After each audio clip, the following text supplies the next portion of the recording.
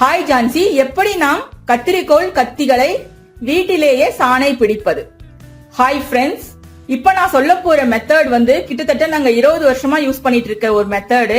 இந்த மெத்தட்ல கத்திரிக்கோளை ரொம்ப ஈஸியா நம்ம சாணை பிடிச்சிட முடியும். அது இல்லாம கத்தி சாணை பிடிக்கிறதும் நான் இதுல எக்ஸ்பிளைன் பண்றேன். எஸ்பெஷலி பாத்தீங்கன்னா டெய்லரிங் கத்திரிக்கோள்லாம் இந்த மாதிரி சாணை பிடிச்சிட்டீங்கன்னா ஒரு நிமிஷத்துல உங்களுக்கு ஷார்ப் ஆயிரும். இப்ப என்ன நான் சொல்றேன், வீடியோக்குள்ள போலாம். அதுக்கு முன்னால நம்ம யூடியூப் சேனல் ஆஸ்க் ஜான்சியை சப்ஸ்கிரைப் பண்ணிட்டு அப்படியே பக்கத்துல இருக்க அந்த பெல் பட்டனையும் கிளிக் பண்ணிடுங்க.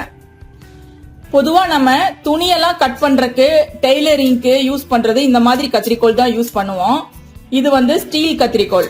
இது கொஞ்ச நாள் ஆனா மொன்னையாயிருச்சுன்னா துணி கட் பண்ணும்போது வலிக்கிட்டு போகும், ஷார்ப்பா கட் பண்ணாது. சோ இந்த மாதிரியான ஸ்டீல் கத்திரிக்கோளை ஈஸியா நம்ம சாணை பிடிச்சிக்கலாம். அதுக்கு ஒரு மெத்தட் இருக்கு, அது எப்படி நான் சாணை பிடிக்கிறதுன்னு சொல்றேன். ஒரு பாட்டில் எடுத்துக்குங்க, அதாவது கொஞ்சம் அகலமான வாய் உள்ள பாட்டில். இது கொஞ்சம் அகலமா இருக்கணும், ரொம்ப குட்டியா இருக்க கூடாது, கண்ணாடி பாட்டிலா இருக்கணும். இப்ப நான் சும்மா sauce bottle, Maggi sauce bottle தான் எடுத்திருக்கேன். இந்த மாதிரி பாட்டில எடுத்துட்டு நம்ம என்ன பண்ணணும்னா, இந்த கத்திரிக்கோளை இந்த பாட்டிலோடைய நெக்க கட் பண்ற மாதிரி நீங்க ட்ரை பண்ணும். அது என்னதான் நீங்க ட்ரை பண்ணீங்கனாலும் கட் ஆகாது. இப்படி நல்லா ஃபோர்ஸ் கொடுத்து அதை கட் பண்ற மாதிரி நீங்க ட்ரை பண்ணும். நல்ல ஒரு கெட்டியான பாட்டிலா எடுத்துக்குங்க. இப்படி நீங்க செய்யும் போது என்ன ஆகும்னா, அந்த கத்திரிக்கோள் சாணை ஆயிரும்.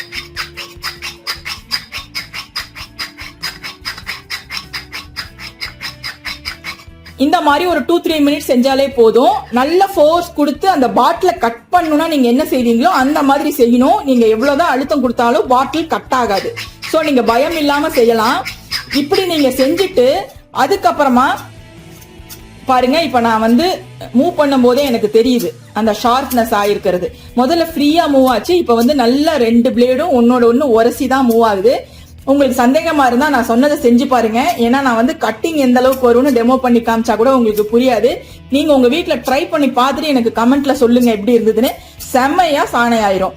இந்த மெத்தட் தான் 15 வருஷம் 20 வருஷத்துக்கு மேல எங்க அம்மா யூஸ் பண்றாங்க. ஏன்னா எங்க அம்மா அவங்களுக்கு தேவையானதை அவங்களே தைச்சுக்குவாங்க. ரொம்ப இன்ட்ரெஸ்டா அவங்க இந்த மெத்தட் தான் யூஸ் பண்றாங்க.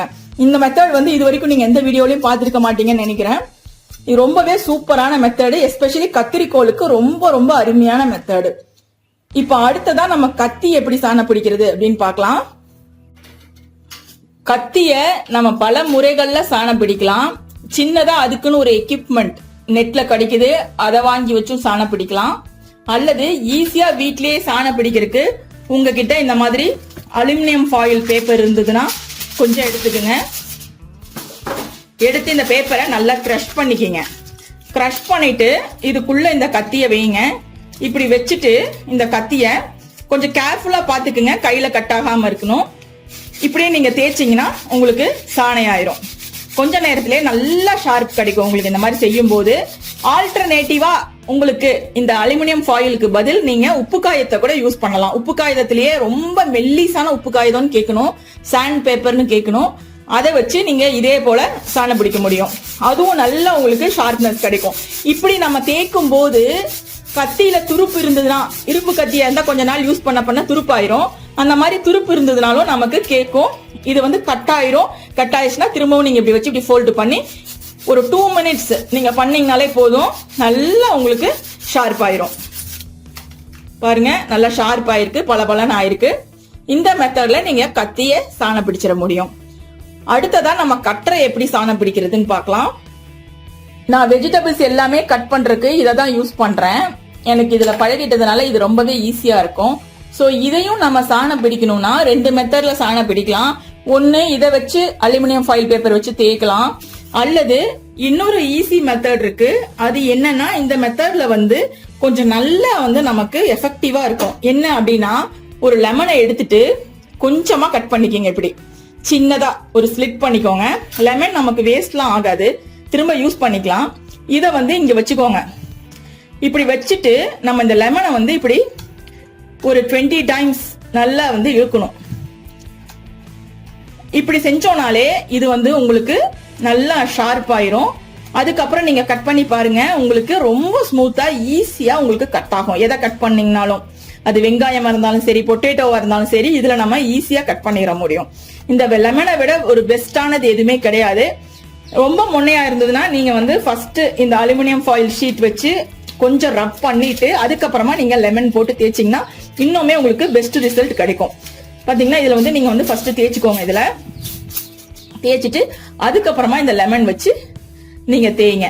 இந்த லெமன் ஜூஸ்ல இருக்கக்கூடிய அந்த சிட்ரிக் அப்படிங்கிறது வந்து அதுல தேவையில்லாத பிசுறுகள், அதாவது இந்த மொன்னை ஆகும் போது சைட்ல வந்து அப்படியே தூக்கிட்டு வரும். அதனாலதான் நம்மளுக்கு மொன்னை ஆகுது. ஷார்ப்னஸ் வந்து பிளண்ட் ஆகும். அந்த பிளண்ட்னஸ் எல்லாம் எடுத்து கொடுத்துருது, ஏன்னா அந்த புளிப்பு தன்மை. அதனால உங்களுக்கு வந்து நல்ல ஷார்ப் கிடைக்கும். பொதுவாவே அருவாள் மனை யூஸ் பண்றவங்களுக்கு தெரிஞ்சிருக்கும், எலுமிச்சம்பழம் ஊறுகாய்க்கு கட் பண்ணிட்டு அதுக்கப்புறமா கட் பண்ணும்போது ஆட்டோமேட்டிக்கா அது ஷார்ப்பா இருக்கும். அதே டெக்னாலஜி தான் இங்கேயும் நம்ம யூஸ் பண்றோம். அதே போல இந்த கட்டரை யூஸ் பண்ணும்போது இந்த மாதிரி வைக்காம இந்த மாதிரி திருப்பி ஸ்டோர் பண்ணி வைங்க. வச்சீங்கன்னா இது வந்து பிளண்ட்னஸ் ரொம்ப நாளைக்கு போகாம இருக்கும். இதே நீங்க இப்படி வச்சிட்டீங்கன்னா அது கீழே படப்பட உங்களுக்கு அந்த பிளண்ட் ஆயிரும், அந்த ஷார்ப்னஸ் போயிரும். இப்ப நான் சும்மா பாருங்க ஒரு பொட்டேட்டோ கட் பண்ணி காட்டுறேன். எனக்கு இந்த கட்டர் நல்லா பழகிருச்சு. அதனால ஒரு செகண்ட்ல என்னால எவ்வளவு தின்னா கூட ஸ்லைஸ் பண்ணிட முடியும். வெங்காயமோ இல்ல என்ன வெஜிடபிள்ஸோ இதுல வந்து ஈஸியா நம்ம கட் பண்ணிக்கலாம். இப்ப வெண்டைக்காய் மாதிரி இருந்ததுன்னா நம்ம வந்து 5 இது 6 இது ஒன்னா சேர்த்து வச்சு கட் பண்ணிக்கலாம். அதே போல இப்படி பொட்டேட்டோ எல்லாம் பாத்தீங்கன்னா இப்படி அடுக்கு இருந்ததுன்னா இந்த அடுக்கு அப்படியே வச்சு நம்ம கட் பண்றதுக்கு ஈஸியா இருக்கும். அவ்வளவுதான். நம்ம ஒரு செகண்ட்ல எவ்வளவு பொடியா வேணாலும் கட் பண்ணிட முடியும். வேற எந்த எக்யூப்மெண்ட்டுமே நமக்கு கட்டிங்க்கு தேவையில்லை. இது ஒண்ணு இருந்தாலே போதும். இது நான் யூஸ் பண்ணி பழகினதுனால எனக்கு இதை தவிர வேற எதுவுமே பிடிக்கிறது இல்ல. அருவாமனை கூட நான் யூஸ் பண்றது கிடையாது. சோ இத வந்து நீங்க சாணம் பிடிக்கிறதுக்கு லெமன் வச்சுக்கோங்க. இதுக்குன்னே கூட நீங்க ஒரு லெமன் வச்சுக்கலாம் ஃப்ரிட்ஜ்ல. கட் பண்ண லெமன் டெய்லி நீங்க யூஸ் பண்றதுக்கு முன்னால ஒரு 10 தடவை இப்படி ரப் பண்ணிட்டு யூஸ் பண்ணீங்கன்னா உங்களுக்கு வேலை சீக்கிரமா முடிஞ்சிற மாதிரி இருக்கும். ஏன்னா நல்ல ஷார்ப்பாയി கிடைக்கும். இப்ப இந்த வீடியோ உங்களுக்கு பிடிச்சிருந்தா லைக் போட்டு உங்க ஃப்ரெண்ட்ஸ் கூட ஷேர் பண்ணுங்க. மறக்காம நம்ம யூடியூப் சேனல் ஆஸ்க் ஜான்சியை சப்ஸ்கிரைப் பண்ணிடுங்க. தேங்க்யூ. ஆஸ்க் ஜான்சியை கேளுங்கள். கமெண்டில் கேட்கப்படும் உங்கள் சந்தேகங்களுக்கு அடுத்தடுத்த வீடியோக்களில் விரிவான விளக்கங்கள் தரப்படும்.